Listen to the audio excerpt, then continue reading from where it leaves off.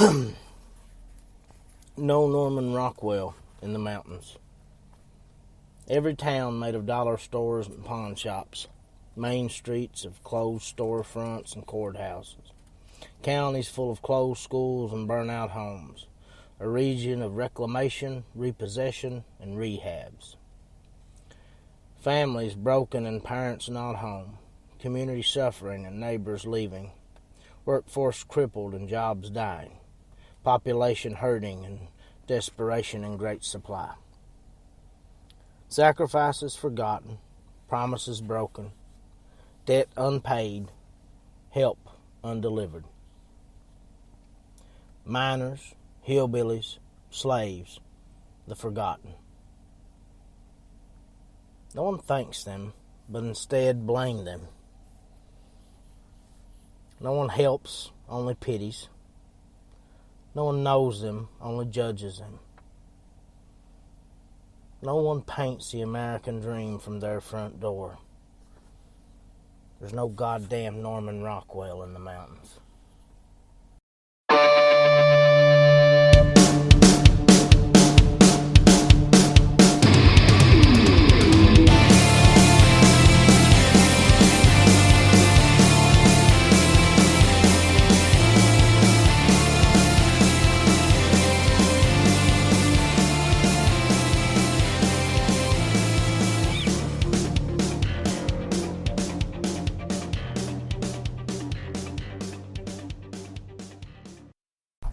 Hello, I'm Justin Perkins. This is Talk Junkie, and that was a piece called No Norman Rockwell in the Mountains from my new book that hopefully will be out very soon.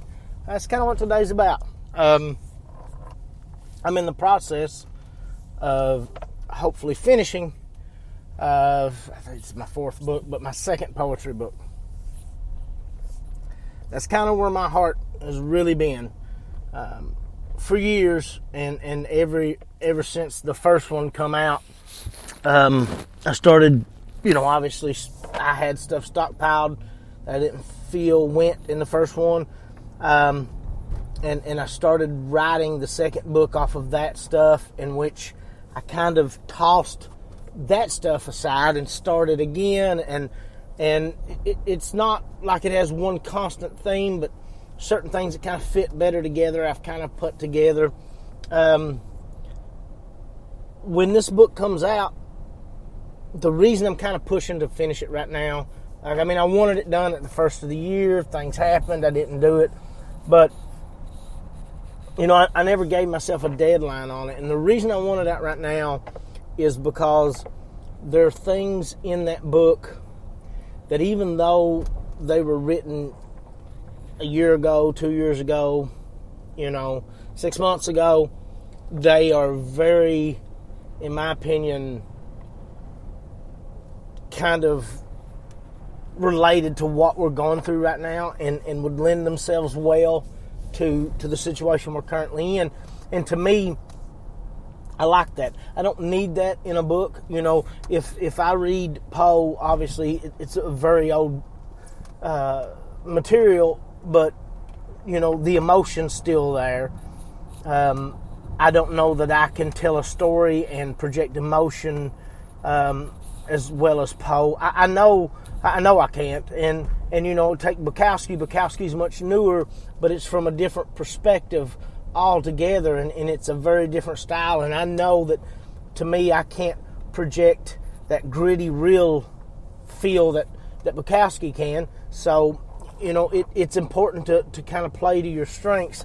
Not sure what mine are, but I know one thing that helps any form of literature is if it's either timeless, and there's no way to know, if your work's timeless. I'm not arrogant enough to believe that mine is, but if it will work very well within a certain time period, if there's things in it that people may read at that time and go, okay, I can associate that with this.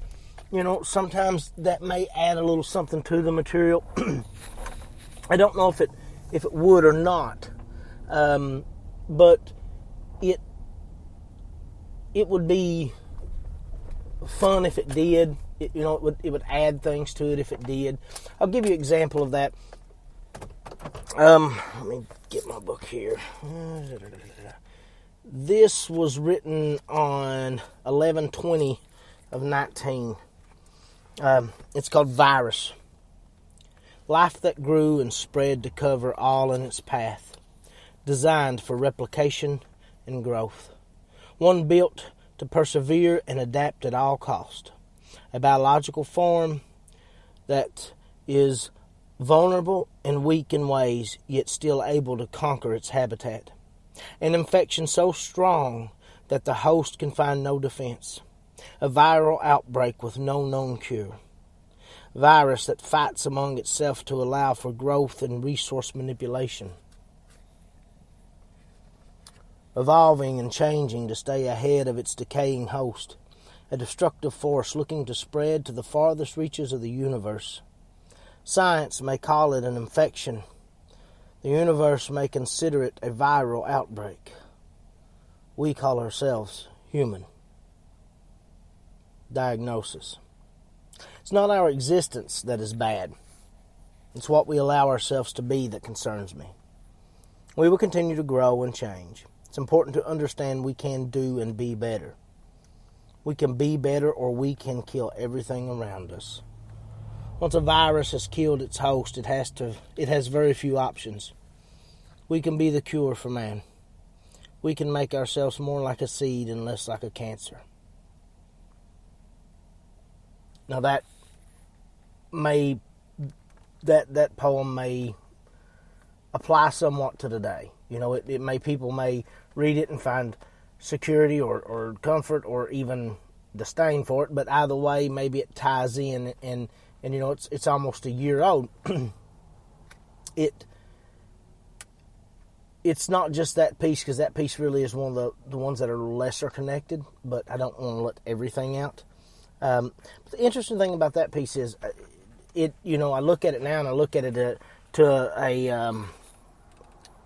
a podcast I did not too long back about the coronavirus. Right at the end of it, I said, what if we're the virus and the corona's the cure and things of that nature? It's amazing how those seeds get planted in your head. I went back and rewatched The Matrix, and Agent Smith said something very similar to that. And I thought, maybe I kind of formed that opinion through that. But then I looked at this poem and something that was written in my notes. I keep this little journal. It's got drawings and poetry and sometimes little notes. And something I've got written in the notes that are right at the beginning of this poem. This was written on the 20th. On the 19th, I wrote down this: 90% of Native Americans died by disease caused by interaction with Europeans. We don't even have an immunity to ourselves. So that idea's been floating around in my head for a long time, but maybe that makes us somewhat similar in my mind to something like this virus,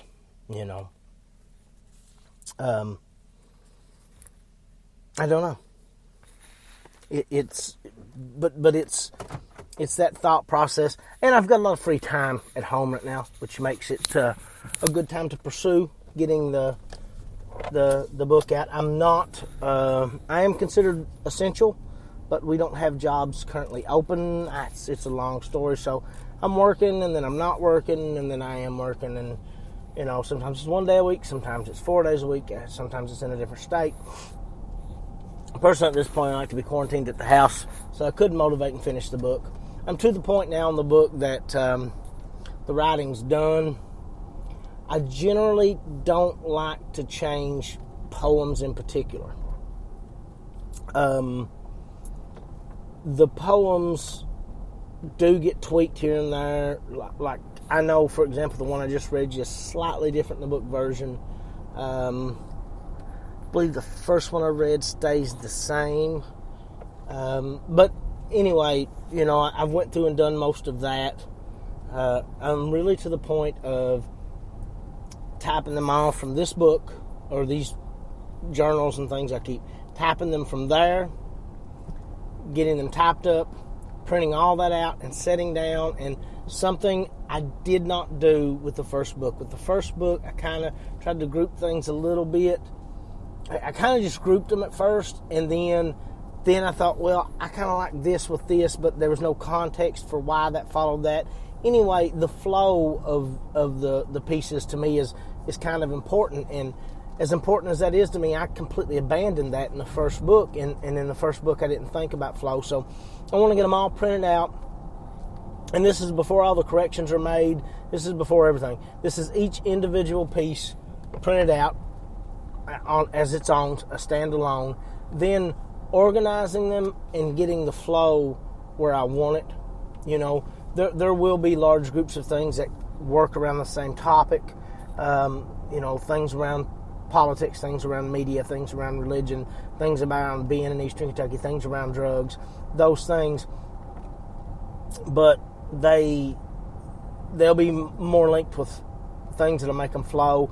There's some things I've typed up that are kind of just like thoughts. They are not necessarily poetry. They're really just, and they're not necessarily essay. They're just, here's this thought. And sometimes that thought would be the catalyst for numerous pieces. So in setting this thing up and laying it out, that's kind of my desire, is to take and put these thoughts, you know, before a group of things that they influenced, and maybe that'll help the flow. There's even some things that are just quotes that I thought maybe do the quote if it falls in with things that it flows with. Again, this book could change substantially from where it's at right now, at the point it's at right now, to the point that I get the final copy. I've had a lot of questions about how do I do this, but I did a couple podcasts over writing the book and various things about the book. This one's pretty simple. I'm going to do it the way I did the children's book. I'm not shopping this around. I'm not offering this to nobody. I'm not. Nobody's going to be interested in it.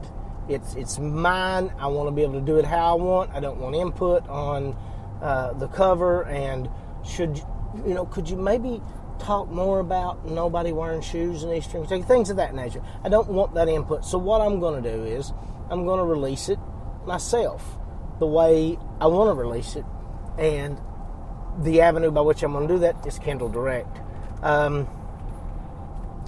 Granted, I've not been on. It was CreateSpace when I did it, but I've dealt with them because they pay me. They give me that cash for my sales from the last couple books, and now I think everything that you can get right now as far as Co-Kingdom is coming from Kindle Direct. So that's pretty cool. You know, that I can just deal with them. I've not dealt with them in a while. I'm hoping it's basically the same setup, but I will get everything ready. I will nail down the title, determine what's going inside. I have a family member that was working on a cover for me, but the book has changed some since then, so I may end up using her cover for a different project, but that's beside the point.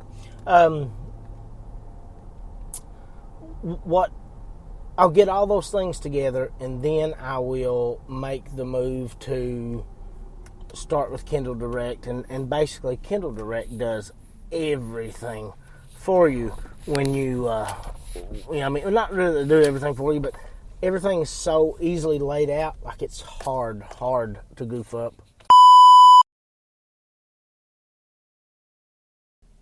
Okay, had a little issue there, so I hope this is still recording and still working right. But that's kind of where I'm at. That's the point. I'm getting ready to go get everything ready, take it to Kindle Direct, and put it out. If you've ever thought about writing a book, it's the only way to go. There's no answering to anybody, and it's nowhere near as expensive as these other setups seem to be. Usually when I have the book coming out, I'll get on YouTube or something, and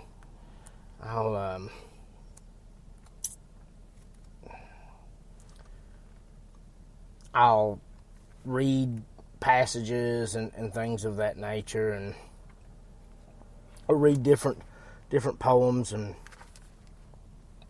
I enjoy that, and it's fun, and I'll do that with this. I'm not in this to make tons of money.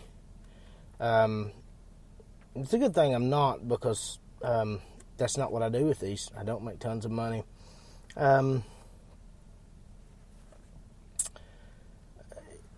I do get to say things that I want to think about, and it maybe some other people will think about. I also get to say things that may not necessarily reflect my views, but they are things that have challenged me to think, and hopefully will challenge you to think. And then I get to say things that are completely what I believe and completely how I see, and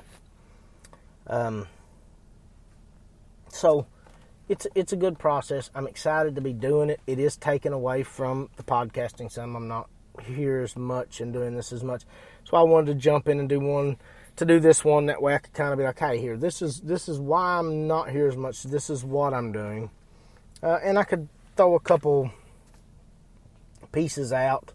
Honestly, the stuff that I think's really strong, I'm not going to throw out before the book's out, but the stuff that I think's good, that's going in the book, that I think would still be neat to share, I will. Let's do Comfort is Overvalued is the name of this. What a soft seat you have. You put your feet up, I will take care of the rest. Yes, I'm taking some of your things, but not anything important. What a comfortable seat you have. Just relax. I'm going to take all of your neighbor's things, but no more of yours. What a delightful seat you have. Just sleep now. I'm going to start deciding some things for you, but nothing important. My, how glorious your seat is. You just stay still and calm. I must take your seat. I must take your seat from you and give it to another. You have no choice. You agreed to the terms long ago. But look what a nice floor you have to sit upon. Just lay and be quiet. That one was a little hard to read because I spilt water in this particular journal. Can't hardly read it.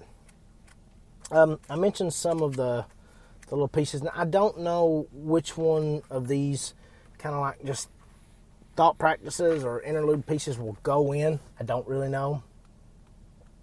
But this is kind of one of them.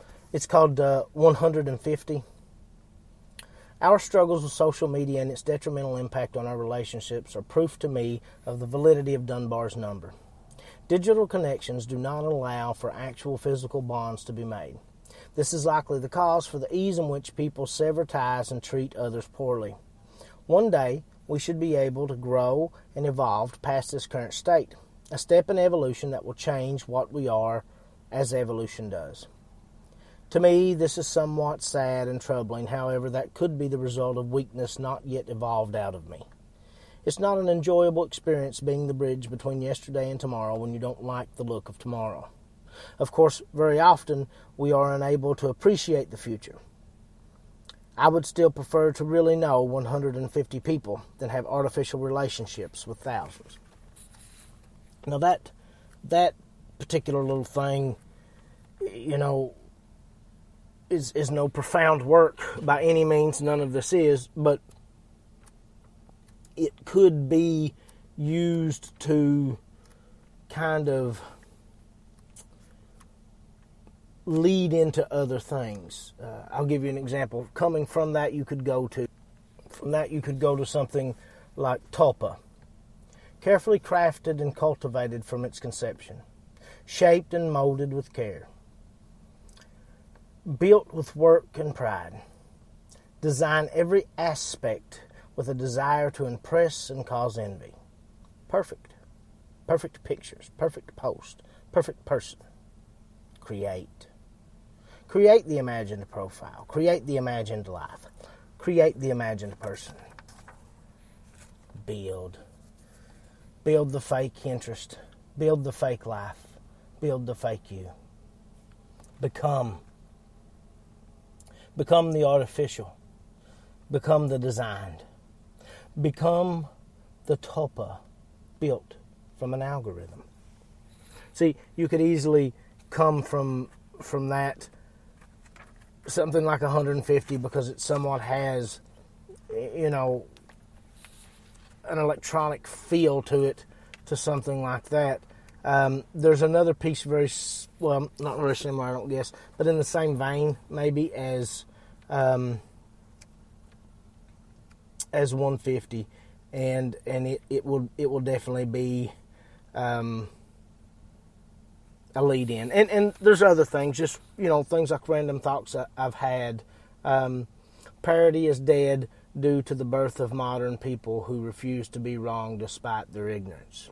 Or, I don't embrace the idea that we are intelligent and superior to all other life due to our ability to impact and change our environment. I would argue instead that our willingness and desire to change our environment at any cost is a sign of lesser intelligence. So, I don't know where things like that will pop in there. I don't know. But this is kind of the opportunity to give you guys, I guess, what I'm doing and why I'm doing it and where I'm at. And we'll end with this. A young boy reads through a children's book. As he looks at the pictures of the farm, his mind works. He wonders why all the pictures are the same. He sees no pictures of fields without fences, animals living free and unrestricted. You can't grow more open spaces, but you can build more fences for the fields. Herd in the open-minded like rats in a cage. Quarantine the free thinkers so contamination isn't allowed. You can't manufacture hope in a factory, but you can build more prisons if you find new slaves. Keep contained the nonconformist before they infect the masses. You cannot buy genius, but you can build more servers. Throw out all the books in the libraries and room you will have. Burn the pages, and you can decide what history says. Cannot stop progress. Fueled by money, but you can slow it if you stand before the machines. Stand tall in the path of their march. Bleed at their feet, so as to infect its power. You can't grow more open spaces, but they can build more fences. Can't make innocence new again, but they can build more fences. You can't change your past, only your future, but they can build more fences. Stand up now or fall in line and start building fences.